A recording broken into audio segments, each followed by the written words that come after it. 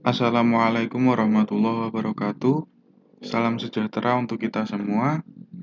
Kami dari kelompok 4 akan mempresentasikan mengenai Searching and Divide Conquer. Pertama-tama, marilah kita perkenalan terlebih dahulu. Yang pertama ada Muhammad Lutfi Nur Pratama dengan NIM A11 2018 11335, yaitu saya sendiri. Kemudian yang kedua ada Satrio Dwi Hutomo dengan NIM A11 2018 11348. Yang ketiga ada Dwinta Yuka Sulistia dengan NIM A11 2018 11371. Dan yang terakhir ada Muhammad Aris Setiawan dengan NIM A11 2018 11575. Searching Divide and Conquer. Yang pertama, kita masuk ke dalam konsep Divide and Conquer itu sendiri. Dalam konsep ini, yaitu dibagi menjadi 3 langkah, yaitu Divide, Conquer, and Combine. Divide itu membagi, Conquer itu menaklukkan, dan Combine itu mengkombinasi. Masuk ke langkah yang pertama, yaitu divide atau membagi, yaitu membagi data besar ke dalam data yang terkecil, kemudian data tersebut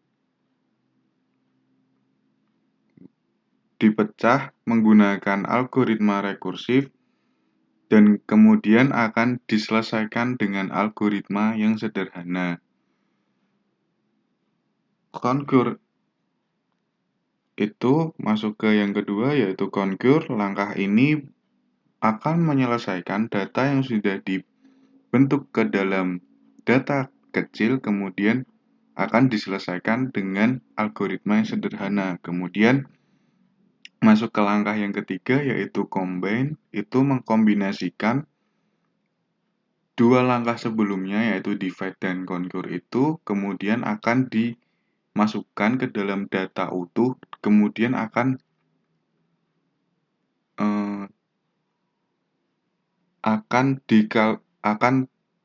dikalkulasikan, kurang lebihnya seperti itu. Kemudian masuk ke searching yang pertama, yaitu ada sequential search. Apa sih itu sequential search? Sequential itu pencarian secara berurutan. Jadi teknik ini, semisal ada data 10, jadi nanti dia kerjanya akan dari indeks ke 1 sampai ke 10, itu tanpa diurutkan terlebih dahulu. Jadi dari awal sampai akhir dia akan mencari data yang dicari, seperti itu. Di sini saya akan memberikan contoh. Ada pseudocode dan ada data, yaitu 10, 70, 60, 40, 100, dan 50. Di situ ada I sama dengan 0, ada looping, while I kurang dari sama dengan 5, masuk ke dalam kondisi if xi sama dengan 40, alert, data ketemu, else I++. Jadi di sini kan ada data sebanyak 6 nih, jadi indeksnya itu dari 0 sampai dengan 5. Kemudian data yang dicari itu 40, seperti itu. Nah, di sini masuk ke langkah yang pertama, yaitu langsung ke indeks yang ke-0, atau misalkan kita pakai data, jadi data yang pertama, seperti itu. Indeks ke-0 itu apakah sama dengan 40? Tidak. Jadi masuk ke dalam else. Else-nya itu plus I++ kan. Nah, I++,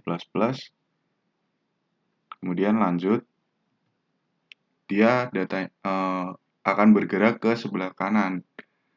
Kemudian dicek lagi, ke looping lagi, apakah 70 sama dengan 40? Tidak. Jadi dia masuk ke else lagi, I++. Nah, dia akan bergerak ke kanan. Apakah 60 sama dengan 40? Tidak. Jadi dia masuk ke else lagi, masuk ke looping lagi.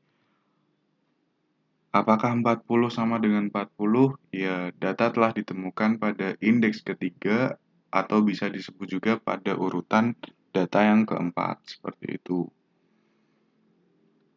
Kemudian apa sih kelebihan dan kekurangan dari sequential search? Untuk kelebihannya sendiri itu cenderung lebih cepat apabila datanya sedikit.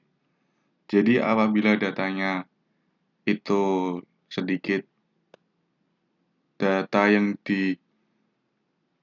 semisal data mahasiswa itu sedikit, jadi dia akan lebih cepat untuk mencarinya. Apabila banyak, itu dia sedikit lebih lama, seperti itu algoritma. Kemudian yang kedua ada algoritma yang sederhana, seperti itu. Kemudian kekurangan tidak efektif apabila data yang dicari sangat banyak. Jadi seperti yang saya utarakan tadi, ketika datanya itu banyak, dia akan tidak efektif karena kerjanya dia itu sangatlah lama, seperti itu. Mungkin cukup sekian dari saya. Selanjutnya teman saya akan mempresentasikan materi selanjutnya. Terima kasih semuanya.